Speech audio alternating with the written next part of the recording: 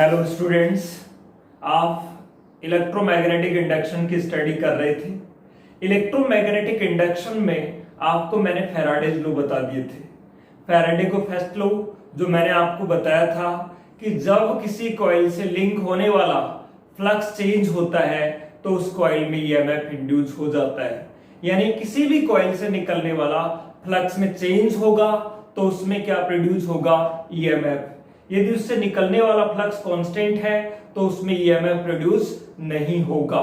यानी first law कहता है कि ईएमएफ प्रोड्यूस होने के लिए उससे निकलने वाला फ्लक्स में क्या होना चाहिए, चेंज होना चाहिए। देन आपको Faraday's second law of electromagnetic induction बताया था। उसमें बताया था कि ये जो इंड्यूस्ड ईएमएफ है ये rate of change in magnetic flux के डायरेक्टली प्रोपोर्शनल होता है। यानी फ्लक्स में चेंज होने की रेट फास्ट है तो इसमें इंड्यूस ईएमएफ भी क्या होगा, ज्यादा होगा। ये आप बात कर चुके हैं Faraday's law of electromagnetic induction की। आज हम बात करने वाले हैं लेंज लॉ की।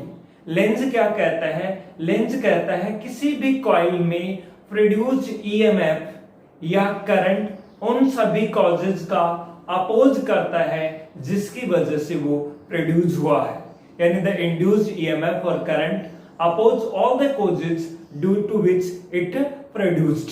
उन सभी कॉजेज का अपोज करेगा जिसकी वजह से ये क्या हुआ है, प्रोड्यूस हुआ है। हम कुछ एग्जांपल से इसको अच्छे से क्लियर करेंगे कि लेंज लॉ है क्या।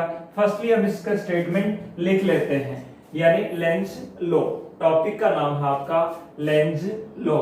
लेंज लॉ क्या है? डायरेक्शन ऑफ इंड्यूस्ड ईएमएफ और करंट। इसमें आप स्टेटमेंट इसका क्या है, according to Lenz law direction of induced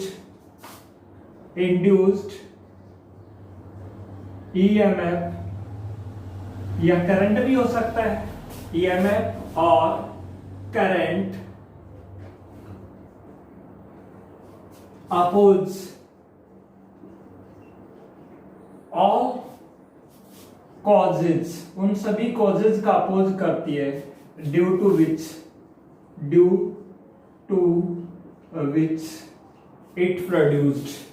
it produced. ये क्या है? लेंज लॉ का स्टेटमेंट है। यानी क्या कहा गया है? डायरेक्शन ऑफ इंड्यूस्ड ईएमएफ और current oppose all causes due to which it produced. ये लेंज लॉ का स्टेटमेंट है। अब हम यदि इसको मैथमेटिकल वे में लिखना चाहें तो इंड्यूस्ड ईएमएफ क्या था, डी फाई अपॉन dt। ये तो कब आया था? जब नंबर ऑफ टर्न्स 1 हो और नंबर ऑफ टर्न्स n हो तो कितना टाइम होगा, n। तो ये ईएमएफ इसका क्या करेगा, अपोज करेगा। यानी चेंज इन मैग्नेटिक फ्लक्स का क्या करेगा, अपोज करेगा, rate of change in magnetic flux का। यानी ये माइनस आ गया, ये माइनस लगा देंगे तो लेंज लॉ बन गया। यानी इंड्यूस्ड ईएमएफ है ये इसका क्या करता है, अपोज। ये कौन है? Rate of change in magnetic flux. EMF induce होने के पीछे कॉज क्या है, rate of change in magnetic flux. तो ये rate of change in magnetic flux का क्या करेगा, अपोज करेगा। मैथमेटिकली हम इसको इस तरह से कह सकते हैं। कई बार आपसे पूछ लिया जाता है, लेंज लॉ वैसे इंपॉर्टेंट है, आपसे मैं एक एग्जांपल्स के साथ में डायरेक्शन भी बताऊंगा कि किस तरह से लेंज लॉ लगा करके हम किसी भी कॉइल में या किसी भी इंड्यूस होने वाले करंट के डायरेक्शन को बता सकेंगे। उससे पहले आप ये भी जान लें कि लेंज लॉ एनर्जी कंजर्वेशन का ओबे करता है। यदि आपको ये पूछ लिया जाए कि Lenz law of the energy conservation principle how, या explain. Lenz law energy conservation principle का ओबे करता है, एक्सप्लेन करिए। सो आप किस तरह से एक्सप्लेन करेंगे? फर्स्ट ये लिख लें, डायरेक्शन ऑफ इंड्यूस्ड ईएमएफ और current opposes all causes due to which it's produced. और ये इसको अब हम बात करने वाले हैं लेंज लॉ किस तरह से एनर्जी कंजर्वेशन का ओबे करता है। तो टॉपिक का नाम बना लीजिए Lenz law and energy conservation. Lenz law and energy conservation. Lenz law and energy conservation, Lenz law and energy conservation, इसको आप समझते हैं। देखो मैंने कहा जैसे मेरे पास में एक कोई कॉइल है ना, ये करंट कैरिंग कॉइल है, जैसे ये मैं समझाने के लिए इसको आपको बनाना नहीं है, थ्योरी में हम लिखेंगे। ये कॉइल है एक, है ना, और इस कॉइल के पास में हम किसको लेके जाएं, एक बार मैग्नेट को। ये कॉइल है और इस कॉइल के पास में हम किसको लेके जा रहे हैं, बार मैग्नेट को। या तो उसका नॉर्थ पोल लेके जा रहे हैं या साउथ पोल लेके जा रहे हैं। मान लीजिए नॉर्थ पोल लेके जा रहे हैं, तो इससे निकलने वाला यदि पास लेके जाएंगे तो इसमें क्या इंड्यूस होगा, ईएमएफ, और उस ईएमएफ की वजह से करंट भी इंड्यूस होगा। और उस करंट की डायरेक्शन इस तरह से होगी कि ये वाला जो पोल है, कौन से वाला, इसका जो फ्रंट फेस है इस कॉइल का, इस साइड वाला हिस्सा है, ये वाला तो कौन से पोल का वर्क करेगा, नॉर्थ पोल का, और इसके अपोजिट वाला किसका वर्क करेगा, साउथ का। यानी इसमें करंट इस तरह से फ्लो होगा कि जो फ्रंट फेस है यदि नॉर्थ को पास लेके गए तो ये क्या बन जाएगा, फ्रंट वाला जो फेस है वो नॉर्थ पोल बन जाएगा। आप कहेंगे सर ये तो कॉइल है, कॉइल में नॉर्थ और साउथ कैसे होगा, क्यों नहीं हो सकता। जब कॉइल में करंट फ्लो होगा तो वो कॉइल भी क्या बन जाती है, एक मैग्नेट बन जाती है, और मैग्नेट बन जाती है तो इसके भी क्या होने चाहिए, पोल होने चाहिए। एक नॉर्थ पोल होना चाहिए और दूसरा साउथ पोल होना चाहिए। तो आप जैसे इस बार मैग्नेट को इधर लेके गए तो इसमें करंट तो फ्लो होगा, इंडक्शन के कारण होगा, फैराडे लॉ में बताया था। तो उस करंट की डायरेक्शन इस तरह से होगी कि वो जो फ्रंट फेस है वो कौन से पोल का काम करेगा, नॉर्थ पोल का। यानी कॉइल की ये जो साइड है, कॉइल खुद एक मैग्नेट बन गई जिसकी ये साइड नॉर्थ पोल का काम करेगी और ये साउथ का। यानी ये जो फेस है वो क्या बन जाएगा, नॉर्थ। जब नॉर्थ को नॉर्थ के पास में लेके जाते हो तो वो क्या करेंगे, रिपेल करेंगे। यानी इन दोनों के बीच में क्या लगेगा, एक फोर्स ऑफ रिपल्सन। आप ये सोच के देखें, इस मैग्नेट को इधर लेके जा रहे हो, आप नॉर्थ को पास लेके जा रहे हो, तो ये करंट इस तरह से फ्लो हो गया, ये कौन सा पोल बन गया, नॉर्थ बन गया। तो क्या करेगा, रिपेल करेगा। यानी एक फोर्स ऑफ रिपल्सन स्टैब्लिश हो गया किसके बीच में, इस कॉइल के बीच में और इस मैग्नेट के बीच में। आप रोक लेंगे तो इसमें करंट गायब हो जाएगा क्योंकि इंडक्शन फैल। और यदि आगे की ओर ले जाएंगे तो इसमें क्या, ये नहीं ले जाने दे रही क्योंकि ये रिपेल कर रही है, तो फिर भी आप आगे की ओर ले जाएंगे तो आपको एक मैकेनिकल वर्क करना पड़ेगा। और वो मैकेनिकल वर्क ही है वो किस फॉर्म में स्टोर हो जाता है, किस में कन्वर्ट हो जाता है, इलेक्ट्रिकल एनर्जी में। उस वर्क के बदले ही आपको क्या मिल रही है, एनर्जी। आप कहेंगे नॉर्थ को नहीं, हम तो किसको पास लेके जा रहे हैं, साउथ को पास लेके जा रहे हैं, है ना। साउथ को यदि पास लेके जाएंगे तो इसमें करंट की डायरेक्शन अपोजिट हो जाएगी और इस तरह से करंट फ्लो होगा कि जो फ्रंट फेस है इस कॉइल का वो कौन से पोल की तरह से बिहेव करेगा, साउथ पोल की तरह से।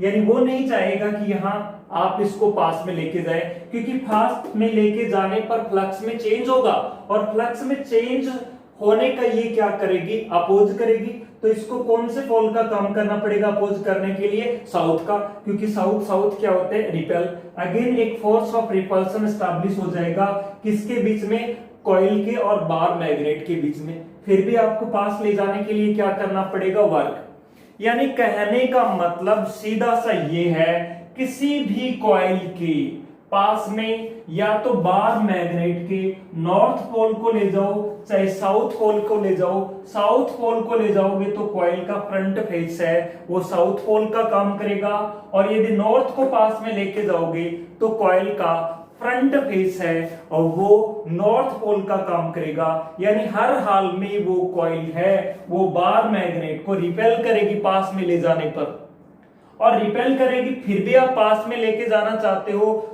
तो आपको क्या करना पड़ेगा, एक मैकेनिकल वर्क करना पड़ेगा, और वो मैकेनिकल वर्क ही किसमें कन्वर्ट हो जाता है, इलेक्ट्रिकल एनर्जी में। अरे इलेक्ट्रिकल एनर्जी का मतलब है इसमें क्या फ्लो होने लगता है, करंट। आपने जो वर्क किया है इसको पास ले जाने के लिए, उस वर्क के बदले ही आपको क्या मिल रहा है, करंट मिल रहा है, यानी इलेक्ट्रिकल एनर्जी मिल रही है। अब आप ये कहें कि नहीं, हम इसको दूर लेके जा रहे हैं, जैसे इसके डायरेक्शन को क्या किया आपने, चेंज।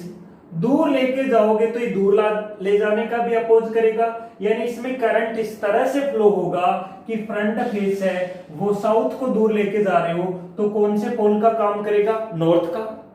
यानी कौन सा फोर्स स्टैब्लिश हो जाएगा, अट्रैक्शन। यानी दूर लेके जाओगे तो भी नहीं ले जाने देगा, तो नहीं ले जाने, कब नहीं ले जाने देगा, जब ये साउथ पोल को दूर ले जा रहे हो तो इसको कौन सा पोल बनना पड़ेगा, नॉर्थ। साउथ और नॉर्थ के बीच में कौन सा फोर्स होता है, फोर्स ऑफ अट्रैक्शन। यानी दूर ले जाने पर भी ये नहीं ले जाने देगा, यानी उस टाइम ये कौन सा पोल बन जाएगा, नॉर्थ। और यदि नॉर्थ को दूर लेके जा रहे हो तो ये क्या बन जाएगा, साउथ। यानी दूर ले जाओगे तो भी अपोज करेगा, और दूर नहीं ले जाओगे वहीं के वहीं रह गए तो इसमें फ्लक्स चेंज नहीं होगा, है ना। यदि आपको इसमें करंट इंड्यूस कराना है तो या तो इसके पास में लेके जाना होगा या इसके दूर लेके जाना होगा, दोनों ही केस में ये अपोज करेगा। एक्सपेरिमेंटली हम देख भी सकते हैं इसको। क्या कहा गया है कि जब नॉर्थ को पास में लेके जाते हैं तो नॉर्थ पोल का काम करेगा, साउथ को पास में लेके जाते इसके तो ये साउथ पोल का काम करेगा, यानी रिपेल करेगा। पास ले जाने पे रिपेल करेगा, और यदि दूर लेके जाते हैं तो अट्रैक्ट करेगा, यानी साउथ को दूर लेके गए तो ये नॉर्थ का काम करेगा, और नॉर्थ को दूर लेके गए तो ये साउथ का काम करेगा। यानी उस टाइम हर हाल में ये क्या करेगा, अट्रैक्ट करेगा। यानी पास में आने का भी अपोज और दूर जाने का भी क्या करेगा, अपोज करेगा। लेंज लो यही तो है, यानी वो नहीं चाहता कि इससे निकलने वाला फ्लक्स चेंज हो। फ्लक्स में चेंज कब नहीं होगा, जब बार मैग्नेट को आप रेस्ट में रख लो। आप इसको दूर ले जाओगे तो भी फ्लक्स में चेंज होगा, क्योंकि इससे निकलने वाला फ्लक्स क्या हो जाएगा, कम। इसको पास में लेके जाओगे तो इससे निकलने वाला फ्लक्स क्या हो जाएगा, ज्यादा, और फ्लक्स में चेंज होगा तो इसमें करंट और ईएमएफ इंड्यूस होगा। लेंज कहता है इसमें इंड्यूस करंट इस तरह से फ्लो होता है, वो उन सभी कॉजेज का अपोज करता है जिसकी वजह से वो प्रोड्यूस हुआ है। तो यहां लेंज लॉ एनर्जी कंजर्वेशन का भी करता है। क्यों? क्योंकि ये जो एनर्जी है वो क्रिएट नहीं हो रही, बल्कि यहाँ जो एक फोर्स ऑफ अट्रैक्शन या फोर्स ऑफ रिपल्सन एस्टैब्लिश हो जाता है उसके अगेंस्ट आपको क्या करना पड़ता है, एक मैकेनिकल वर्क करना पड़ता है, and that mechanical work is converted into form of electrical energy. यही क्या है, Lenz law and energy conservation. So exam में हमने पूछ लिया जाए कि एक्सप्लेन हाउ लेंज लॉ और भी एनर्जी कंजर्वेशन, तो किस तरह से हम इसको एग्जाम में आंसर देंगे। देखिए, लेंज लॉ एनर्जी कंजर्वेशन को आंसर देने के लिए अपन इसको इस तरह से मान लेते हैं कि क्या, व्हेन कोई भी एक पोल, व्हेन एन पोल, और जरूरी थोड़ी एन पोल, और मैं लिख देता हूं ब्रैकेट में एस पोल। एन का मतलब क्या है, नॉर्थ पोल, और एस का मतलब क्या है, south pole of bar magnet, of bar magnet, magnet is move towards किसकी ओर, टुवर्ड्स द कॉइल, यानी एक कॉइल की ओर ले जाते हैं। तो करंट इस तरह से फ्लो होता है कि उस कॉइल का फ्रंट फेस नॉर्थ को पास में लेके गए तो नॉर्थ पोल का काम करता है, और साउथ को पास में लेके गए तो साउथ पोल का काम करता है। The current in the coil, the current in the coil flows in such a way, flows in such a way that front face of the coil behaves as, north को लेके गए तो north pole है ना, और south को लेके गए तो साउथ एस पोल की तरह से बिहेव करता है। तो नॉर्थ को पास लेके गए तो कॉइल का फ्रंट फेस नॉर्थ बन गया, तो क्या हो गया, a force of repulsion is established between the magnet and coil. So a force of repulsion is established between bar magnet and coil. इस फोर्स को टू ओवरकम यानी इसको कम करने के लिए, इसको रिड्यूस करने के लिए, overcome this force and mechanical work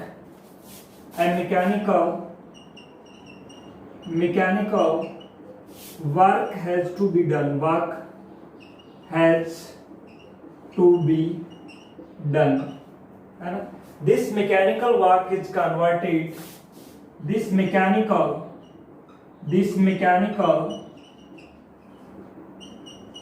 work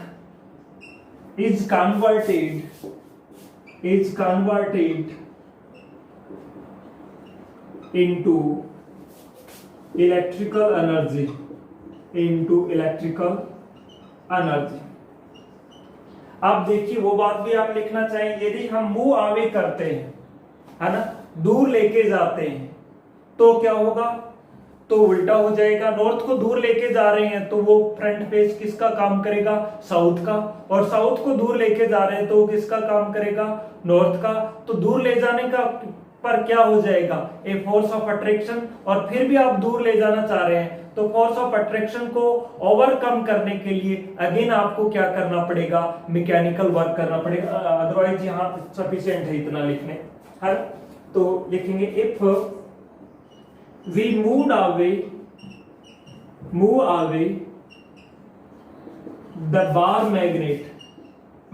magnet from the coil, move away the कौन सा पोल? नॉर्थ पोल या फिर साउथ पोल को भी तो ले जा सकते हैं। ब्रैकेट में मैं साउथ वाला लिख रहा हूं, south pole. Then front face of the coil, front face of the coil behave as, north को पास लेके जा रहे हैं तो बिहेव एज कौन सा? South pole. और ये देखो इसको और था ना ये, और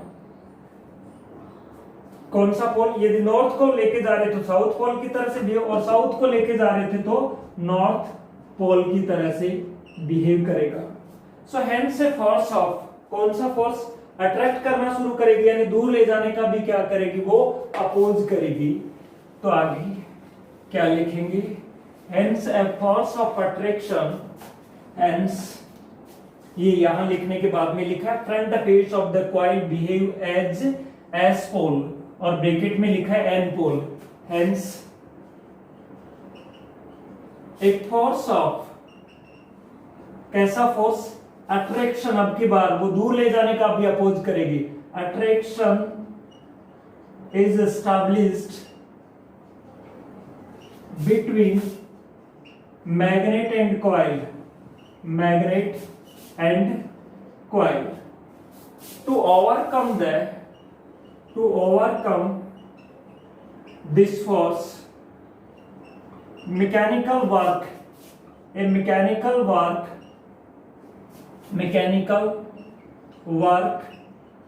has to be done. This work is converted into electrical energy. This work is converted into electrical energy, है ना? Hence Lenz law obey energy conservation principle. Hence Lenz law obey energy conservation conservation principle, यानी इस तरह से Lenz law energy conservation principle का obey करता है। यानी सीधी सी बात आपके क्या समझ में आई, आप नॉर्थ को पास लेके गए तो कॉइल का फ्रंट फेस नॉर्थ का काम करेगा, साउथ को पास लेके गए तो फ्रंट फेस साउथ का काम करेगा, यानी पास नहीं ले जाने देगा। कहने से मतलब ये है, यदि नॉर्थ को दूर लेके गए तो उसका फ्रंट फेस कौन सा बन जाएगा, साउथ, यानी अट्रैक्ट करेगा, और साउथ को दूर ले गए तो वो कौन बन जाएगा, नॉर्थ, यानी उसको भी क्या करेगा, अट्रैक्ट। दूर ले जाओ चाहे पास में लाओ, हर हाल में वो उसका क्या करेगी, कॉइल अपोज करेगी, और अपोज करेगी। फिर भी आप ले जाना चाहते हैं तो आपको एक मैकेनिकल वर्क करना पड़ेगा, और उसी वर्क के बदले आपको करंट मिल रहा है, यानी वो मैकेनिकल वर्क ही इलेक्ट्रिकल एनर्जी में कन्वर्ट हो रहा है। तो इस तरह से हम ये कह सकते हैं Lenz law obey energy conservation principle. Write down, note कर लिया, तो आगे बढ़ते हैं। अब हम बात करेंगे लेंज लॉ पे बेस्ड कुछ एग्जांपल्स की, ताकि आपको वो अच्छे से समझ में आ जाए। कुछ एग्जांपल्स, अच्छा क्रॉस और डॉट का मीनिंग समझ रहे। मैं मैग्नेटिक फील्ड को जब क्रॉस से दिखाऊं या डॉट से, यानी जब मैग्नेटिक फील्ड यूं है, इधर है इस डायरेक्शन में, तो मैं सिंपल एरो बना दूं इस तरह से, यानी ये लाइनें बता रही हैं कि मैग्नेटिक फील्ड की डायरेक्शन इधर है, और मैग्नेटिक फील्ड की डायरेक्शन इधर हो तो मैं एरो यूं बना दूं, यानी ये मैग्नेटिक फील्ड की डायरेक्शन इधर है। जब हमारे पास मैग्नेटिक फील्ड इस प्लेन में हो, यूं हो इस तरह से, या फिर यूं हो लाइनें, तो पेपर पे इस तरह से नहीं दिखाते, तो उसको या तो क्रॉस से दिखाया जाता है या किससे दिखाया जाता है, डॉट से दिखाया जाता है। तो जहां भी मैं ये इस तरह से, जहां भी मैं ये बना रहा हूं क्रॉस, क्रॉस का मीनिंग आप ये समझेंगे कि आप कैसे मैग्नेटिक फील्ड की बात कर रहे हैं, इनवर्ड वाले मैग्नेटिक फील्ड की बात कर रहे हैं। आप यहां देखना, ये मैग्नेटिक फील्ड बी है, क्रॉस वाला मैग्नेटिक फील्ड है, और यहां जो है मैंने किसी कॉइल को रख दिया ऐसे, ऐसे ये रख दिया, इसमें रखी हुई है ये, तो इससे निकलने वाला फ्लक्स चेंज होगा या नहीं वो बताने के लिए मैंने कहा, पहला जो केस है वो मैंने ये कह दिया, डायरेक्शन ऑफ करंट निकालने के लिए बता रहा हूं कुछ लेंज लॉ से, डायरेक्शन ऑफ करंट है ना, डायरेक्शन ऑफ करंट निकालनी है। फर्स्ट में कहा गया है मैग्नेटिक फील्ड इज इंक्रीजिंग, यानी मैग्नेटिक फील्ड क्या हो रहा है, इंक्रीज हो रहा है। तो पहले तो आप ये देखिए, इस कॉइल को ऐसे यूं रखा गया है और मैग्नेटिक फील्ड लगातार इंक्रीज हो रहा है, तो इससे निकलने वाला जो फ्लक्स है वो क्या होगा, कॉइल का एरिया भी यूं है, परपेंडिकुलर टू प्लेन होता है ना, और मैग्नेटिक फील्ड भी यूं है, दोनों के बीच एंगल कितना है, 0। तो मैग्नेटिक फ्लक्स की वैल्यू क्या होगी, phi is equal to B A cos 0 या बी इंटू ए। अब आप कहें कि बी लगातार इंक्रीज हो रहा है, इंक्रीज हो रहा है, तो इससे निकलने वाला फ्लक्स भी क्या होगा, इंक्रीज होगा। इंक्रीज होने का मेरा मीनिंग ये हुआ कि इससे निकलने वाले फ्लक्स में क्या आएगा, चेंज। किसकी वजह से आया चेंज, मैग्नेटिक फील्ड के इंक्रीज होने की वजह से। लेंज लॉ के अकॉर्डिंग इसमें करंट की डायरेक्शन इस तरह से होगी कि वो मैग्नेटिक फ्लक्स के इंक्रीज होने का क्या करेगी, अपोज, और इंक्रीज होने का कारण है मैग्नेटिक फील्ड यानी बी का क्या होना, इंक्रीज होना। तो यहां करंट, इस आप क्वेश्चन समझे या नहीं समझे, मैं क्या बताना चाह रहा हूं, मैं ये कह रहा हूं यहां एक मैग्नेटिक फील्ड बना हुआ है क्रॉस वाला, यू वाला बी, जो कि कांस्टेंट नहीं है, इंक्रीज हो रहा है, और इसमें किसी कॉइल को रखा गया है। तो बी जब इंक्रीज हो रहा है तो इससे निकलने वाला फ्लक्स भी लगातार क्या होगा, इंक्रीज होगा। इंक्रीज होने का मीनिंग ये हुआ चेंज होगा, और जो फ्लक्स चेंज होगा तो फैराडे लॉ के अकॉर्डिंग इसमें करंट या ईएमएफ इंड्यूस हो जाएगा, भी करंट भी इंड्यूस होगा, और ये क्लोज्ड है तो ईएमएफ इंड्यूस होगा, और क्लोज्ड है तो करंट भी इंड्यूस हो जाएगा।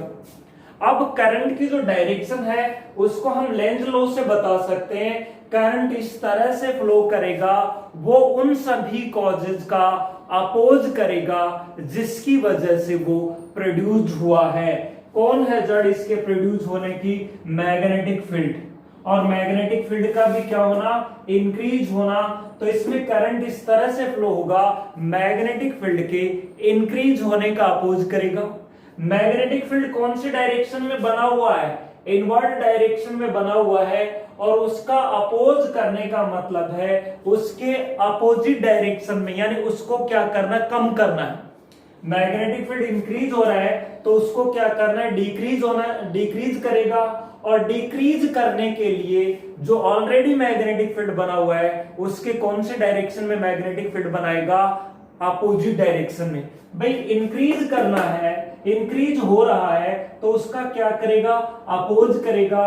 और अपोज कैसे किया जाता है इंक्रीज का? डिक्रीज का अपोज तो ये किया जाता है कि उसको बढ़ाओ, और बढ़ाने के लिए जिधर पहले मैग्नेटिक फील्ड बना हुआ उसी डायरेक्शन में बना डालो। और यदि उसका इंक्रीज हो रहा है तो इंक्रीज का अपोज कैसे किया जाता है? उसको डिक्रीज करके। और डिक्रीज करने का क्या तरीका है? जो पहले से मैग्नेटिक फील्ड बना हुआ है उसके किधर मैग्नेटिक फील्ड बना डालो? अपोजिट डायरेक्शन में। तो पहले इनवर्ट बना हुआ है तो इनवर्ट यदि करंट यूं फ्लो कराया, सर्कुलर करंट यूं फ्लो कराया तो मैग्नेटिक फील्ड इनवर्ट बन जाएगा, और इनवर्ट बनेगा और पहले भी इनवर्ट बना हुआ है तो इंक्रीज ही होगा। क्या अपोज हो पाया? नहीं। अपोज कराने के लिए इसको क्या करना पड़ेगा? इसके इंक्रीज होने का अपोज करेगा, तो इसके अपोजिट डायरेक्शन में मैग्नेटिक फील्ड बिल्डअप करके। और अपोजिट डायरेक्शन में मैग्नेटिक फील्ड बिल्डअप करोगे तो करंट की डायरेक्शन क्या होगी? ये होगी। यानी इसमें करंट किधर फ्लो होगा? इस डायरेक्शन में फ्लो होगा। यानी ये डायरेक्शन बता दी हमने, क्या? लेंज लॉ को काम में लेकर के। दूसरे पॉइंट में मैं यही लिख रहा हूं, लेकिन यहां पे मैं कर रहा हूं मैग्नेटिक फील्ड डिक्रीज हो रहा है। मैग्नेटिक फील्ड जो है, magnetic field is decreasing, decrease हो रहा है। सेकंड पॉइंट में मैंने कहा मैग्नेटिक फील्ड डिक्रीज हो रहा है, और ये वही कॉइल रखी गई है और ये मैग्नेटिक फील्ड में रखी गई है, ऐसे है ना। सर्कुलर कॉइल को मैग्नेटिक फील्ड में रखा गया है। अब आप ये सोचो, क्या इससे निकलने वाला फ्लक्स चेंज होगा? बिल्कुल चेंज होगा, क्योंकि मैग्नेटिक फील्ड डिक्रीज हो रहा है तो निकलने वाला फ्लक्स भी डिक्रीज होगा, यानी चेंज होगा। डिक्रीज हो या इंक्रीज हो, इंक्रीज और डिक्रीज होने का सीधा सा मीनिंग ये है कि चेंज होगा। अब इससे निकलने वाला फ्लक्स चेंज होगा, तो फैराडे ने कहा था जब फ्लक्स चेंज होता है तो उसमें ईएमएफ और करंट इंड्यूस हो जाता है, यानी करंट तो पक्का इसमें क्या होगा? इंड्यूस होगा। अब करंट की डायरेक्शन क्या होगी? इसमें लेंज कहते हैं, वो इस तरह से होगी उसकी डायरेक्शन कि वो उन सभी कॉजेज का अपोज करेगी जिसकी वजह से वो प्रोड्यूस हुई है। बात क्लियर है? अब प्रोड्यूस होने की जड़ क्या है? मैग्नेटिक फील्ड का डिक्रीज होना। जैसे यहां था मैग्नेटिक फील्ड का इंक्रीज होना, और यहां है मैग्नेटिक फील्ड का डिक्रीज होना। और मैग्नेटिक फील्ड यदि डिक्रीज होगा तो उसका अपोज करना है, और अपोज कैसे किया जाता है? डिक्रीज का अपोज करने का तरीका है उसको इंक्रीज करके। और इंक्रीज कैसे करोगे? जिधर मैग्नेटिक फील्ड बना हुआ है उसी डायरेक्शन में और मैग्नेटिक फील्ड बना दो तो वो मैग्नेटिक फील्ड क्या हो जाएगा? इंक्रीज, यानी इसका अपोज भी हो जाएगा। तो इधर मैग्नेटिक फील्ड बनाने के लिए करंट को आपको किधर फ्लो कराना होगा? 7th चैप्टर में मैंने रूल बताए थे कुछ, है ना। सर्कुलर करंट के लिए करंट इधर फ्लो कराओ ताकि मैग्नेटिक फील्ड किधर बन जाए? अंदर की ओर। अंदर की ओर क्यों बनाना चाहते हैं? क्योंकि पहले भी किधर बना हुआ है? अंदर की ओर। और उसका क्या करना? हमें अपोज करना है। वो मैग्नेटिक फील्ड डिक्रीज हो रहा था, हमें इंक्रीज करना है, तभी तो अंदर की ओर बना रहे हैं मैग्नेटिक फील्ड, तो अंदर की ओर बनाना है। अंदर की ओर बनाने के लिए करंट को यूं लेनी पड़ेगी उसकी डायरेक्शन, यानी करंट की डायरेक्शन होगी इस केस में यूं होगी, है ना। ये भी हमने लेंज लॉ के हिसाब से निकाला है, यानी वो उन सभी करंट इस तरह से फ्लो कराना है कि वो उन सभी कॉजेज का अपोज करे जिसकी वजह से वो प्रोड्यूस हुआ है। किसका अपोज करना चाहिए? ये मैग्नेटिक फील्ड के डिक्रीज होने का। और डिक्रीज का अपोज कैसे किया जाता है? इंक्रीज करके। और इंक्रीज कैसे किया जाता है? जिधर पहले मैग्नेटिक फील्ड बना हुआ हो उसी डायरेक्शन में और बना करके, है ना। और बनाने के लिए करंट को यूं फ्लो कराना पड़ेगा। यूं फ्लो कराओगे तभी मैग्नेटिक फील्ड किधर बनेगा? अंदर की ओर। ये रूल पता ना, टर्न फिंगर करंट की डायरेक्शन। तो थंब किसकी डायरेक्शन को बताता है? मैग्नेटिक फील्ड की डायरेक्शन को बताता है। क्लियर है? अब मैं अगला एक एग्जांपल और ले रहा हूं थर्ड में मैं ले रहा हूं कि मैग्नेटिक फील्ड में बाहर की ओर वाला, ये क्रॉस मतलब इनवर्ड वाला था, अब आउटवर्ड वाला ले रहा हूं। ये वाला मैग्नेटिक फील्ड है। कौन से वाला है? ये वाला मैग्नेटिक फील्ड। डॉट वाले का मतलब आउटवर्ड मैग्नेटिक फील्ड है इस तरह से। और सर्कुलर कॉइल को मैंने इसमें प्लेस कर दिया है। सर्कुलर कॉइल प्लेस करें अब इसमें। ये सर्कुलर कॉइल प्लेस कर दिया इसमें। और यही केस कह दिया मैंने कि मैग्नेटिक फील्ड इंक्रीज हो रहा है। मैग्नेटिक फील्ड इज इंक्रीजिंग, यानी मैग्नेटिक फील्ड है वो इंक्रीज हो रहा है। तो उस केस में इसमें करंट की डायरेक्शन बताइए। तो करंट की डायरेक्शन बताने का क्या तरीका होगा? देखो, इससे निकलने वाला फ्लक्स चेंज होगा। चेंज होने के पीछे कारण क्या है? मैग्नेटिक फील्ड का इंक्रीज होना। किधर बना हुआ है मैग्नेटिक फील्ड? डॉट का मतलब आपकी ओर, बाहर की ओर, आउटवर्ड बना हुआ है, यही बना हुआ है। और वो इंक्रीज हो रहा है, यानी उसको क्या करना है? इंक्रीज का अपोज कैसे किया जाता है? उसको डिक्रीज करके। और डिक्रीज करने का तरीका ये है, जिधर मैग्नेटिक फील्ड है उसके अपोजिट डायरेक्शन में मैग्नेटिक फील्ड बना करके। मैग्नेटिक फील्ड की डायरेक्शन आपकी ओर है, तो मैग्नेटिक फील्ड मुझे किधर बनाना पड़ेगा उसका अपोज करने के लिए? इनवर्ड, है ना भाई। इंक्रीज का अपोज कैसे किया जाता है? डिक्रीज करके। और डिक्रीज करने का तरीका है उसके अपोजिट डायरेक्शन में बनाना, और इंक्रीज करने का तरीका है उसी के डायरेक्शन में बनाना।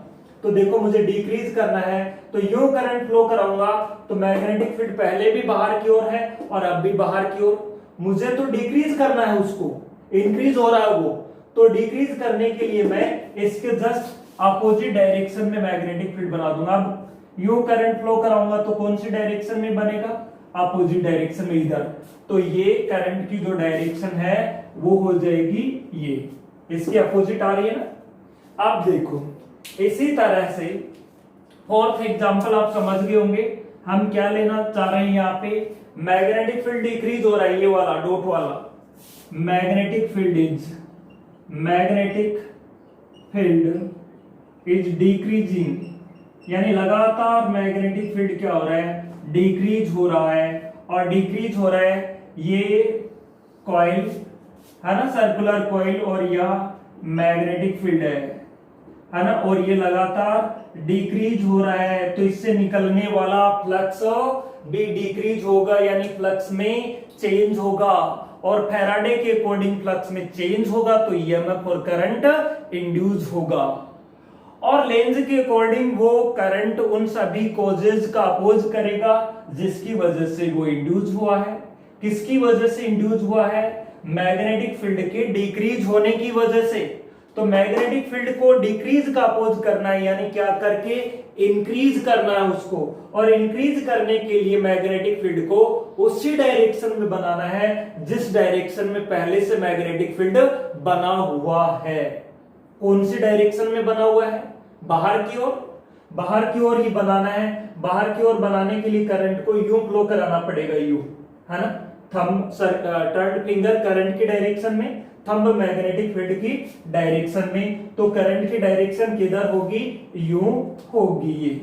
तो इस तरह से आप यहां सभी एग्जांपल्स में कौन सा लॉ लगा करके करंट की डायरेक्शन बता रहे थे? आप लेंज लॉ लगा करके करंट की डायरेक्शन बता रहे थे। कुछ और नोट करिए इनको। अब कुछ और एग्जांपल्स लेते हैं जिनमें आपको ये क्लियर हो। ये नोट करिए।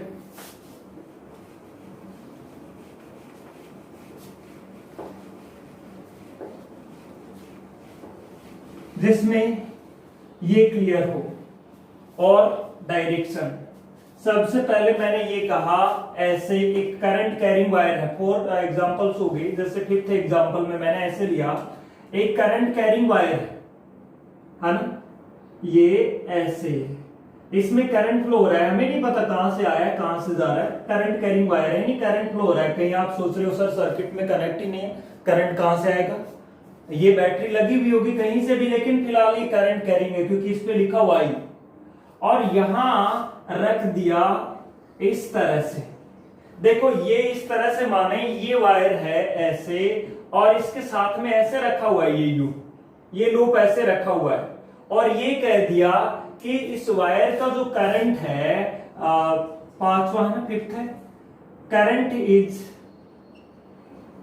इंक्रीजिंग, यानी करंट क्या हो रहा है, इंक्रीज हो रहा है, तो इसमें करंट इंड्यूस होगा या नहीं, देखो कहीं भी नहीं है, ये पास में ही रखा हुआ है, ऐसे रखा हुआ ना। तो सबसे पहले तो ये देखना है कि यहां मैग्नेटिक फील्ड है या नहीं, यहां मैग्नेटिक फील्ड है। किसने बनाया, इसने बनाया, कौन सी डायरेक्शन में बनाया, ये देखिए, थंब को करंट की डायरेक्शन में, फिंगर्स को उस पॉइंट की तरफ जिस पॉइंट पे हमें मैग्नेटिक फील्ड की डायरेक्शन पता करनी है, और पाम बताती है किसकी डायरेक्शन को, मैग्नेटिक फील्ड की डायरेक्शन को। यानी यहां जो मैग्नेटिक फील्ड बना वो कौन से वाला मैग्नेटिक फील्ड बना, यानी ये तो क्वेश्चन था, अब मैं जो आंसर जो कर रहा हूं वो कर रहा हूं इस साइन से, ये क्वेश्चन था, इसमें डायरेक्शन पता करने के लिए देखो मैग्नेटिक फील्ड की डायरेक्शन पता की, किधर आई, अंदर की ओर। और ये मैग्नेटिक फील्ड कितना होता है, ये मैग्नेटिक फील्ड हमने 7th चैप्टर में पढ़ा था, mu not I divided by 2/d। आई लगातार इंक्रीज हो रहा है तो बी भी लगातार क्या होगा, इंक्रीज होगा। अब वही प्रॉब्लम बन गई जो पीछे करवाई थी मैंने, यानी इस कॉइल से निकलने वाला फ्लक्स लगातार बढ़ेगा, और बढ़ने का कारण क्या होगा, मैग्नेटिक फील्ड का बढ़ना। तो इसमें करंट इस तरह से प्रोड्यूस होगा जो कि इसके मैग्नेटिक फील्ड के इंक्रीज होने का क्या करेगा, अपोज करेगा। और इंक्रीज होने का अपोज कैसे किया जाता है, उसको क्या करके, डिक्रीज करके। अब डिक्रीज करना आपको, अब डिक्रीज करने का तरीका यह है कि जिधर मैग्नेटिक फील्ड बन रहा है, ये पहले से जो बना हुआ है, उसके कौन से डायरेक्शन में मैग्नेटिक फील्ड बना करके, अपोजिट डायरेक्शन में बनाओ। अपोजिट का मतलब बाहर की ओर बनाओ, और बाहर की ओर बनाने के लिए आपको करंट यूं फ्लो कराना पड़ेगा। तो मैंने करंट को यूं फ्लो करा दिया, तो लेंज लॉ के अकॉर्डिंग इसमें करंट इंड्यूस होगा। 5th जो एग्जांपल्स है, 6th है, आप ये तो हो गया।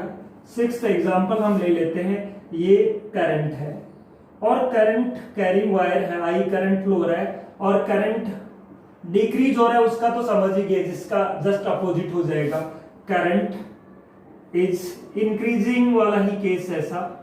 और अब की बार मैंने इसको ऐसे रख दिया, सर्कुलर लूप है, इसको ऐसे रख दिया, ध्यान रखें यही सर्कुलर लूप है, ऐसे रख दिया, यूं रख दिया, यूं ऐसे। इसका एरिया किधर चला गया, यूं, एरिया किधर चला गया, देखो सर्कुलर लूप का एरिया किधर चला गया, यूं चला गया ये। और मैग्नेटिक फील्ड किधर है, अंदर की ओर बनेगा, यहां पे ये वाला बनेगा ना। अब मैग्नेटिक फील्ड और एरिया, आप सीधी सी यही बात सोचो ना, इससे फ्लक्स निकलेगा क्या, मैग्नेटिक फील्ड तो यूं वाला है और इसका एरिया ऊपर की ओर है, यानी एरिया और मैग्नेटिक फील्ड के बीच एंगल कितना होगा, थीटा की वैल्यू कितनी होगी, 90 होगी। निकलने वाला फ्लक्स बी ए cos 90 यानी ऑलवेज 0 होगा, चाहे मैग्नेटिक फील्ड चेंज हो या नहीं, तो इसमें कोई करंट इंड्यूस होगा ही नहीं। यानी इस केस में यदि आपसे पूछ लिया जाए, ऐसे रख दें, हम इस तरह से रख दें, ये वायर है और ऐसे रख दें तब तो करंट इंड्यूस होगा, और ऐसे रख दें तो इसका एरिया ऊपर की ओर हो गया और मैग्नेटिक फील्ड यूं है, दोनों के बीच एंगल कितना हो गया, 90। तो निकलने वाला फ्लक्स क्या होगा, बी ए cos 90, यानी इससे फ्लक्स निकलेगा ही नहीं, 0 निकलेगा, फ्लक्स नहीं निकलेगा। तो इसमें क्या होगा, there will be no current, यानी इसमें कोई करंट इंड्यूस नहीं होगा, ये एरिया है ना, no current will induce, no current will be induced, है ना, कोई करंट इंड्यूस नहीं होगा। तो यानी करंट की वैल्यू इस केस में यहाँ पे करंट क्या आ जाएगा, जीरो आ जाएगा। इसमें इस केस में करंट की वैल्यू क्या होगी, जीरो होगी। क्यों जीरो होगी, एरिया ऊपर की ओर, मैग्नेटिक फील्ड यू, दोनों के बीच एंगल कितना हुआ 90, निकलने वाला फ्लक्स क्या होता है bA cos थीटा, यानी cos 90 की वैल्यू जीरो। क्लियर है। अच्छा, अब आप ये कहें, यदि आपको ऐसे ये दे दिया हो, मान लीजिए ये एक ऐसे समझ लें आप कॉन्सेप्ट ही, कोई वायर है जिसकी इरेगुलर शेप है और ये वाला मैग्नेटिक फील्ड है, और ये कोई वायर है ऐसे रखा हुआ है ऐसे इस शेप में, और इसको कैसी शेप में मॉडिफाई किया जाता है, सर्कुलर शेप में मॉडिफाई किया जाता है इस वायर को, है ना, ऐसे सर्कुलर शेप में। तो सर्कुलर शेप में मॉडिफाई करेंगे, ये ऐसे बड़ा हो जाएगा। पहले इससे निकलने वाला फ्लक्स क्या था, कम, अब इससे निकलने वाला फ्लक्स क्या हो जाएगा, ज्यादा हो जाएगा।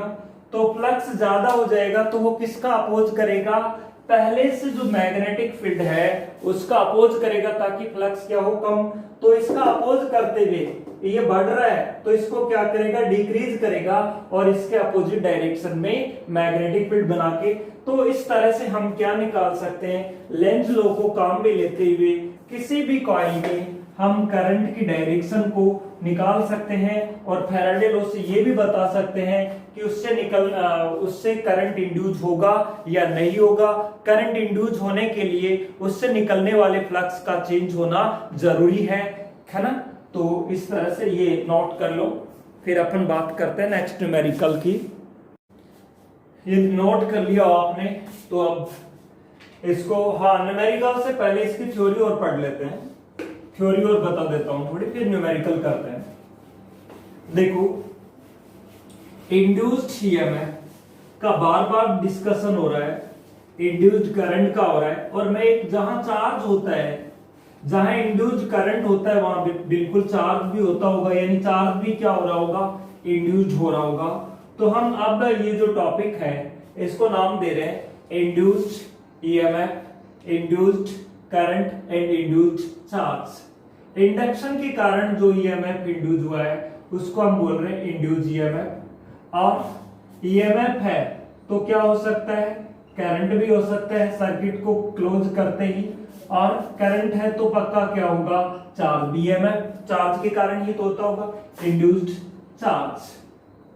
ये बातें इनके लिए मैथमेटिकल ही है, ऐसा कुछ नहीं इजी सा। अब देखो, इंड्यूस ईएमएफ को किस तरह से, देखो, फैराडे के अकॉर्डिंग इंड्यूस ईएमएफ क्या होता है, अकॉर्डिंग टू फैराडे, है ना, induce EMF in a coil, है ना, according to Faraday's law, Faraday's law, Faraday law से इंड्यूस ईएमएफ है वो क्या होता है, N D phi over D T. कब, जब नंबर ऑफ टर्न्स क्या हो, एन हो। माइनस साइन ये बता रहा है लेंज लॉ के अकॉर्डिंग, यानी इंड्यूस ईएमएफ इन सभी कॉजेज का अपोज करता है जिसकी वजह से वो अपोज प्रोड्यूस हुआ है, यानी D phi upon D T का अपोज कर रहा है। अच्छा, ये तो कंफ्यूज मत हो आप कि ई नहीं लिखा ईएमएफ को या स्मॉल ई नहीं लिखा, मैंने दोनों का इस तरह से लिख दिया ताकि इलेक्ट्रिक फील्ड भी ना समझे आप। ये ईएमएफ का लिए मैंने सिंबल काम में लिया है यहाँ पे। अब देखो, ये इंड्यूस ईएमएफ आ गया। अच्छा, इंड्यूस ईएमएफ हम ये भी जानते हैं कि कई बार जब एंगल जीरो होता है तो फ्लक्स क्या होगा, BA cos जीरो। जैसे कॉइल यूं रखी गई है और मैग्नेटिक फील्ड भी यूं है, तो कॉइल का एरिया भी यूं और मैग्नेटिक फील्ड भी यूं, दोनों के बीच एंगल जीरो, तो उस टाइम फ्लक्स क्या होता है, BA cos zero, that means BA। तो फ्लक्स की वैल्यू हम ये जानते हैं कि फ्लक्स की वैल्यू क्या होती है, B into A, कब, when the angle between magnetic field and area is zero। तो उस केस में आप यहां ये लिखते हैं तो ये वैल्यू आ जाएगी क्या, minus N D by D T of B A. B और ए में एक बार मैं मान रहा हूं कि बी है वो कांस्टेंट है, एरिया चेंज हो रहा है। एरिया की भी हम आगे की क्लासेस में बात करेंगे कि एरिया किस तरह से चेंज हो सकता है। और मैग्नेटिक फील्ड की हमने अभी बात की ही है, यानी व्हेन एक कोई भी कांस्टेंट है, when A is constant, when area is constant, A क्या है, एरिया है वो कांस्टेंट है, तो इंड्यूस ईएमएफ क्या हो जाएगा, माइनस एन, एरिया को भी बाहर निकाल लो, डीबी अपॉन dt, इस तरह से होगा ना। यानी ये इंड्यूस ईएमएफ किसके डायरेक्टली प्रोपोर्शनल होगा, rate of change in magnetic field के। जितना मैग्नेटिक फील्ड में चेंज होने की रेट फास्ट होगी उतना ही इंड्यूस ईएमएफ क्या होगा, ज्यादा होगा। यदि आप ये बात करें यहां पे व्हेन क्या B है और वो कांस्टेंट है और A चेंज हो रहा है, when magnetic field is constant, ये मैग्नेटिक फील्ड कांस्टेंट है तो उस टाइम देखो ये हो जाएगा माइनस, मैग्नेटिक फील्ड को बाहर ले आओ आप, N पहले से ही है, B को बाहर ले आओ क्योंकि ये कांस्टेंट बता रहे हो आप, और ये क्या हो जाएगा, dA upon dt। dA upon dt क्या होगी, एरिया में चेंज होने की rate, rate in change area, ये आ गया। तो ये तो सारा का सारा किसके लिए है, इंड्यूस्ड ईएमएफ के लिए है। अब हम बात करते हैं इंड्यूस्ड चार्ज की, यानी कॉइल यदि क्लोज्ड है, ईएमएफ एक तरह का वोल्टेज है, ध्यान रखिए। अच्छा, और जब भी हमें करंट निकालना हो, कॉइल क्योंकि क्लोज्ड है और उसका रेजिस्टेंस R है, तो करंट का फॉर्मूला होता है वोल्टेज डिवाइडेड बाय रेजिस्टेंस या ईएमएफ डिवाइडेड बाय रेजिस्टेंस। तो हम ये देखें, if the resistance of coil, resistance of coil is क्या माने, capital R, then current, current को क्या लिख सकते हैं, करंट जो है वो कितना होगा, करंट I है वो होता है EMF divided by, EMF divided by resistance, है ना। और I is equals to EMF की वैल्यू यहां से यदि मैं सब्स्टिट्यूट करता हूं, minus N D five over D T. ये किसकी जगह लिख दिया मैंने, EMF की जगह, डिवाइडेड बाय रेजिस्टेंस कितना है, रेजिस्टेंस आप कह रहे हैं R है, तो डिवाइडेड बाय R। इसको क्या बोला जाएगा, इसको बोला जाएगा induced current. This are induced EMF, ये इंड्यूस्ड EMF है और ये इंड्यूस्ड क्या है, करंट, इसको क्या बोला जाएगा, इंड्यूस्ड करंट। अब हम बात कर लेते हैं किसकी, इंड्यूस्ड चार्ज की।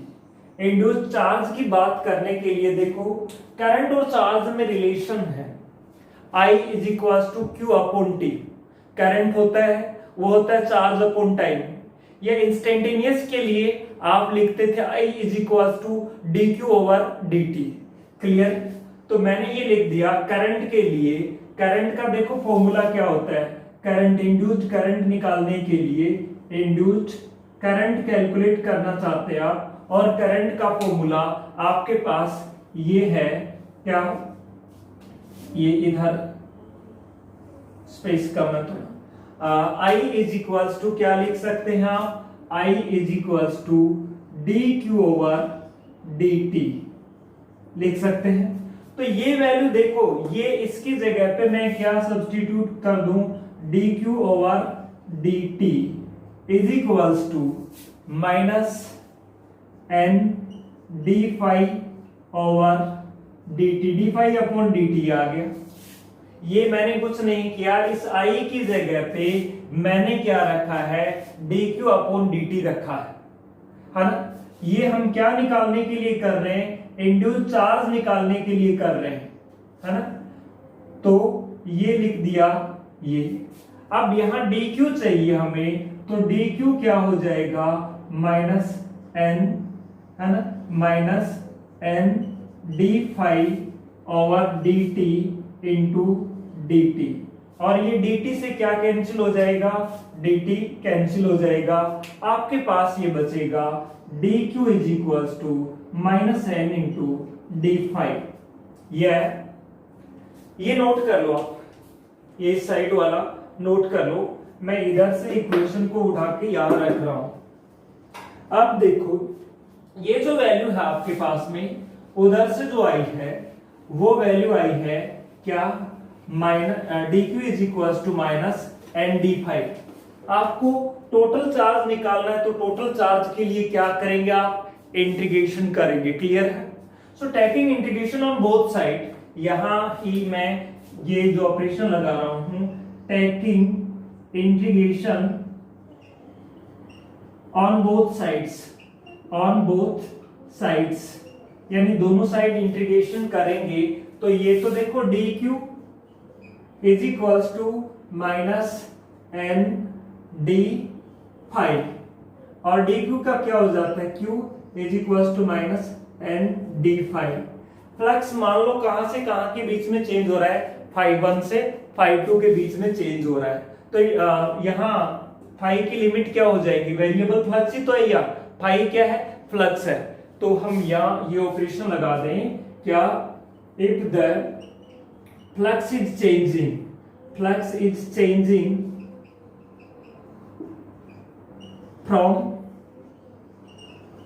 Five one to five two, five one से फाइव टू के बीच में चेंज हो रहा है, उस केस में Q इज इक्वल्स टू, अच्छा induced current rate of change in magnetic flux पे डिपेंड करता है, और इंड्यूस्ड ईएमएफ भी किस पे डिपेंड करता है, rate of change in magnetic flux पे। यहां देखें हम डिपेंड करेगा या नहीं, ये बात देखेंगे। तो माइनस एन तो बाहर ले लें, और ये डी फाइव, और इसकी लिमिट होगी फाइव वन से फाइव टू। अब इसको इंटीग्रेट करेंगे, माइनस डी एक्स का क्या होता है, एक्स होता है ना, तो डी फाइव का क्या हो जाएगा, ये फाइव हो जाएगा, फाइव, और लिमिट कहां से, फाइव वन से फाइव टू। यदि आप एक बार इसको भी लिख लिया हो तो इसको रफ कर रहा हूं। अब ये देखिए आप कि ये जो वैल्यू है, चार्ज निकाल रहे हैं ना आप, इंड्यूस चार्ज, तो इंड्यूस चार्ज की जो वैल्यू है Q is equals to minus N, upper limit रखी जाएगी फाइव की जगह पे, अपर लिमिट क्या है phi two, minus lower limit क्या है फाइव वन, ये आ जाएगा। या Q is equals to minus को अंदर मल्टीप्लाई कर दे तो ये आ जाएगा phi one minus phi two, ये phi two minus phi one था, अंदर मल्टीप्लाई होते ही ये क्या आ जाएगा phi one minus phi two. यानी इंड्यूस चार्ज में टाइम नहीं है, तो induce charge rate of change in flux पे डिपेंड नहीं करता, बल्कि चेंज इन फ्लक्स पे डिपेंड करता है ना। तो the induced charge does not depend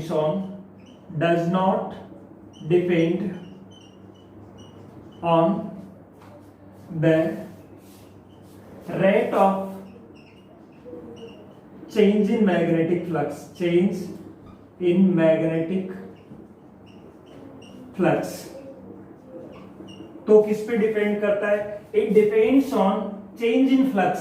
rate पे, रेट कब आती, टाइम डिवाइड में होता है, it depend on change in magnetic flux। तो कौन, देखो ये भी rate of change in magnetic flux पे डिपेंड करता था करंट, और ये भी ईएमएफ भी rate of change in magnetic flux पे डिपेंड करता है, लेकिन चार्ज है वो rate in change in magnetic flux पे डिपेंड नहीं करता, बल्कि चेंज इन फ्लक्स पे ही डिपेंड करता है। हाँ, नोट करिए, फिर इस पे बेस्ड कुछ न्यूमेरिकल और क्वेश्चंस करते हैं। नोट डाउन, नोट कर लिया तो देखिए एक न्यूमेरिकल कर लेते हैं। आपकी टेक्स्ट बुक का जो न्यूमेरिकल है उसमें जो वैल्यूज हैं वो एक कॉइल दी हुई है और जिसका एरिया भी गिवन है आपको। फर्स्टली मैं क्वेश्चन ही लिख देता हूं। एक कॉइल है जिसका एरिया आपको दे रखा है। हाँ, क्वेश्चन लिखिए आप, A coil of area 1.6 centimeter square and number of turns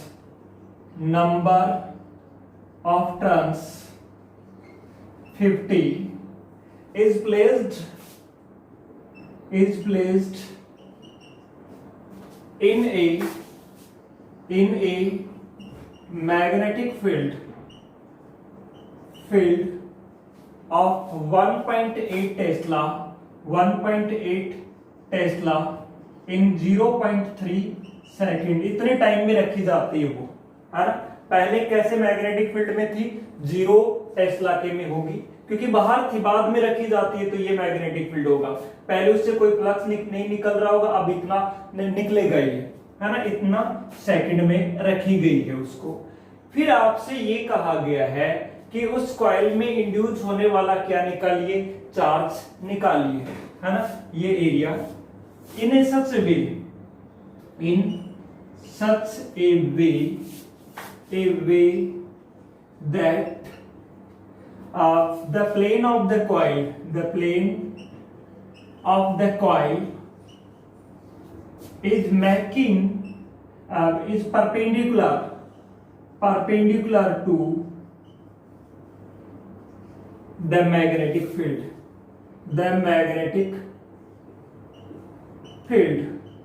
आगे कहा गया है if the resistance of coil is of the coil is 10 ohm, then find the induced charge। देखो हमें क्या गिवन है, कॉइल गिवन है जिसका एरिया गिवन है। जो वैल्यू हमें गिवन है वो लिख लेते हैं यहाँ पे इस तरह से, जो हमें गिवन है, यानी गिवन हमें क्या है, एरिया गिवन है कितना, 1.6 सेंटीमीटर स्क्वायर, दैट मींस हुआ 1.6 इंटू 10 की पावर -4 मीटर स्क्वायर, ये गिवन है। इसके बाद में क्या गिवन है, नंबर ऑफ टर्न्स गिवन है, एन, कैपिटल एन कितने हैं, 50 हैं। उसके बाद में कहा गया है मैग्नेटिक फील्ड में रखा गया है, वो मैग्नेटिक फील्ड गिवन है 1.5 टेस्ला का। कितने टाइम में, वो टाइम भी गिवन है, डेल्टा टी या टी की जो वैल्यू है वो है 0.3 सेकेंड, है ना। In such a way that plane of the coil is perpendicular, coil का प्लेन परपेंडिकुलर है, दैट मींस उसका एरिया कितना एंगल बना रहा है, मैग्नेटिक प्लेन 90 बना रहा है तो एरिया कितना बनाएगा, मैंने कॉन्सेप्ट बताया था ना, 90 में से 90 को माइनस करेंगे तो 0, तो ये एंगल होगा 0, है ना। परपेंडिकुलर है, प्लेन परपेंडिकुलर बना रहा तो एरिया कितना बनाएगा, 0, तो थीटा की वैल्यू क्या आ जाएगी, 0 डिग्री आ जाएगी एंगल की। थीटा एंगल होगा मैग्नेटिक फील्ड और एरिया के बीच। और क्या गिवन है, रेजिस्टेंस गिवन है 10 ओम का। आपको चार्ज निकालना है ना। चार्ज निकालने के लिए हमें करंट निकालना पड़ेगा, और करंट निकालने के लिए हमें ईएमएफ निकालना पड़ेगा, सीधी सी बात है। और ईएमएफ निकालने के लिए फ्लक्स में आने वाला चेंज निकालना पड़ेगा।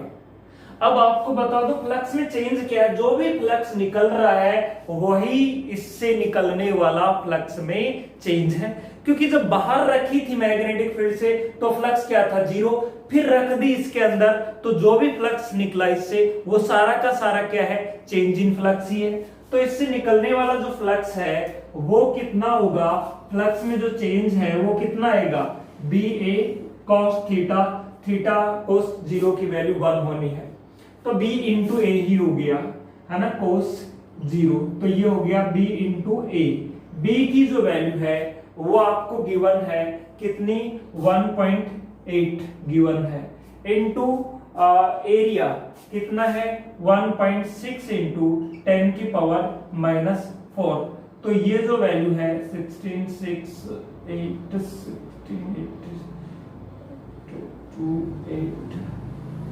2.88 इंटू 10 की पावर -4 फ्लक्स की, है ना। यूनिट क्या होगी इसकी, वेबर होगी, WB वेबर के लिए। अब फ्लक्स निकाल लिया तो क्या निकाल लो, ईएमएफ निकाल लो। ईएमएफ कितना होता है, -N d phi/dt।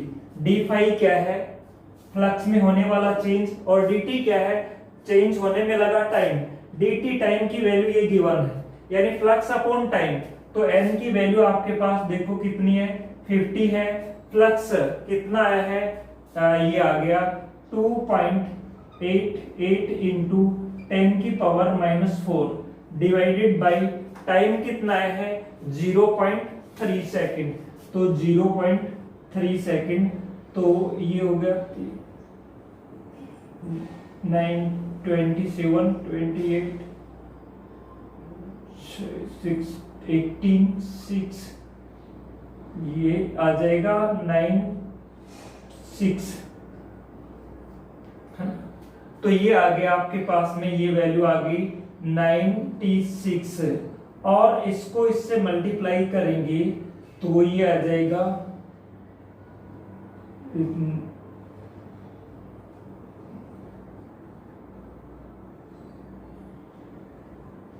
48। तो 4.8, और ये पावर हो जाएगी आपकी कितनी कम होगी, 2 कम हो जाएंगी, यानी 10 की पावर -2। ये वैल्यू किसकी होगी, ईएमएफ की होगी, इतना वोल्ट। ये आ गया ईएमएफ आ गया। अब ईएमएफ आने के बाद में, ये ईएमएफ की वैल्यू क्लियर होगी ना। ईएमएफ आने के बाद में आपको क्या कैलकुलेट करना है, करंट कैलकुलेट करना है। करंट का फॉर्मूला क्या होता है, करंट होता है I is equals to EMF upon resistance. अब ईएमएफ की वैल्यू देखो कितनी है आपके पास में, माइनस का ये जो भी है, इसका मैग्नीट्यूड ले लें हम, करंट का मैग्नीट्यूड निकाल रहे हैं तो इसका मैग्नीट्यूड आ गया 4.8 इंटू 10 की पावर -2 डिवाइडेड बाय रेजिस्टेंस की वैल्यू कितनी है, 10 है। तो ये पावर -3 हो जाएगी, 4.8 इंटू 10 की पावर -3 एम्पियर। ये आ जाएगा करंट। करंट आने के बाद में हमें क्या निकालना है, चार्ज निकालना है। चार्ज कैसे निकालते हैं, चार्ज निकालने के लिए हम क्या करेंगे, करंट को टाइम से मल्टीप्लाई कर देंगे। यही तो बताया था भाई, I इज इक्वल्स टू क्या होता है, dq अपॉन dt। तो dq क्या होगा, करंट मल्टीप्लाइड बाई चार्ज। तो करंट को हम किससे मल्टीप्लाई कर दें, charge, current multiplied by time.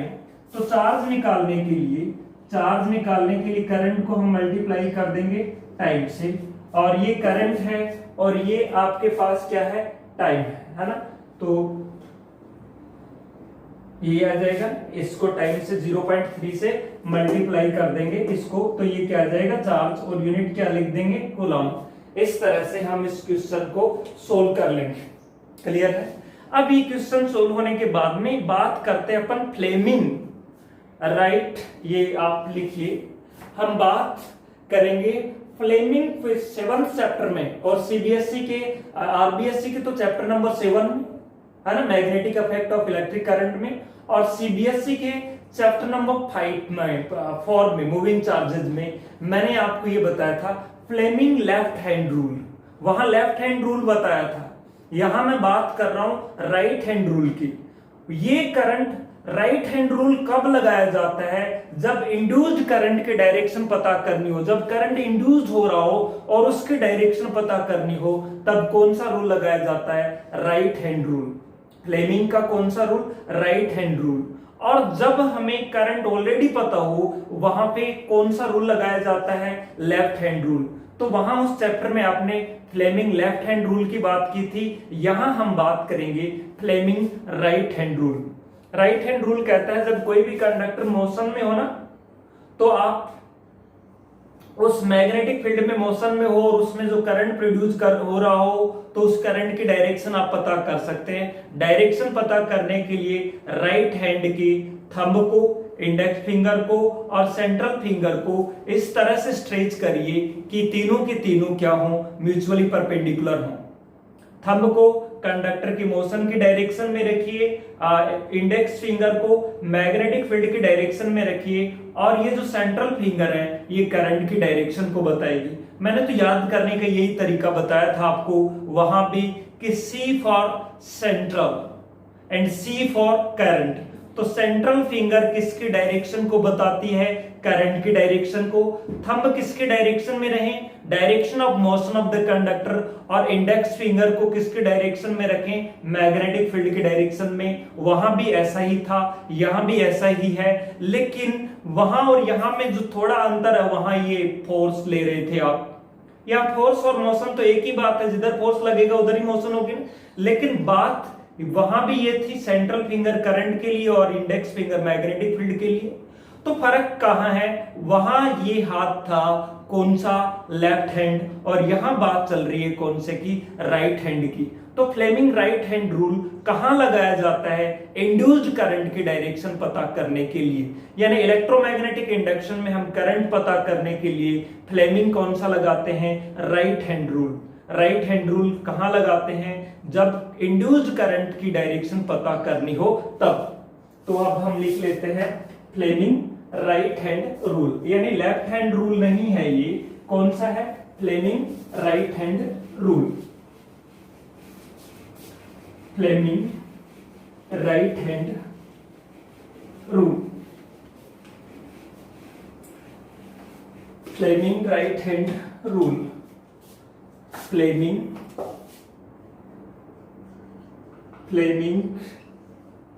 Right hand rule. और ये ध्यान रखें, मैं ब्रैकेट में लिख देता हूं, इंड्यूस्ड करंट के लिए होता है ये, इंड्यूस्ड करंट के लिए होता है ये रूल, है ना, ये होता है राइट हैंड रूल। किसके लिए होता है, इंड्यूस्ड करंट के लिए। इसके अकॉर्डिंग हम राइट हैंड की थंब को, इंडेक्स फिंगर को और सेंट्रल फिंगर को इस तरह से स्ट्रेच करें कि all are mutually perpendicular. Thumb direction of motion of conductor में हो, इंडेक्स फिंगर मैग्नेटिक फील्ड की डायरेक्शन में हो, तो सेंट्रल फिंगर है वो करंट की डायरेक्शन को रिप्रेजेंट करेगी, है ना। According to this rule we stretch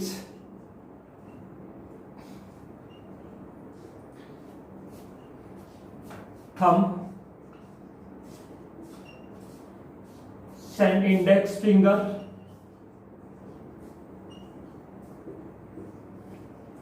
and thumb, index finger and central finger of right hand, central finger of right hand in such a way that all are mutually perpendicular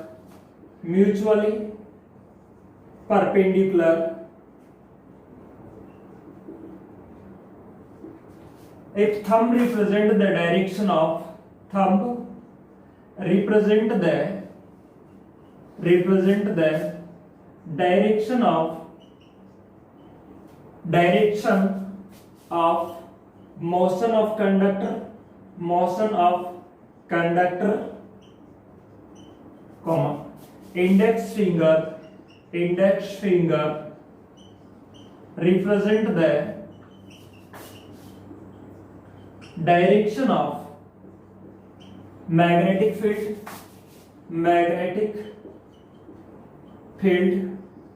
then central finger will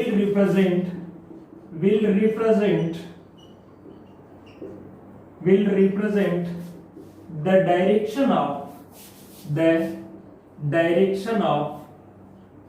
induced current in the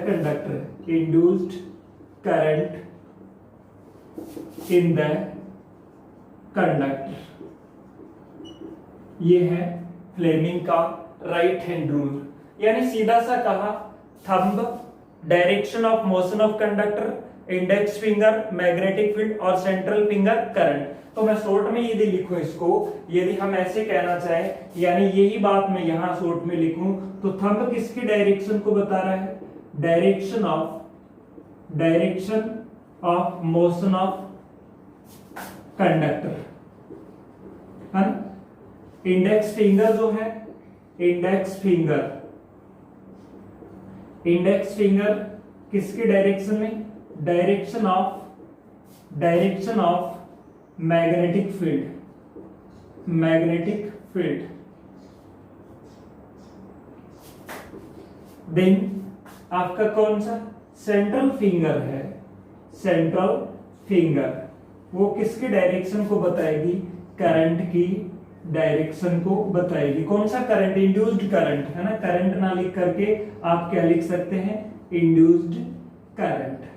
यह बात एक ही है, current ही है, तो induction में तो कौन से की बात चलेगी, इंड्यूस्ड करंट की। यही बात कही है मैंने, यानी thumb direction of motion of conductor, index finger direction of magnetic field, तो सेंट्रल फिंगर किसके डायरेक्शन को बताएगी, इंड्यूस्ड करंट की डायरेक्शन को, है ना। नोट करिए, ये है फ्लेमिंग राइट हैंड रूल, है ना, कहां इंड्यूस्ड करंट के लिए लगाया जाता है ये।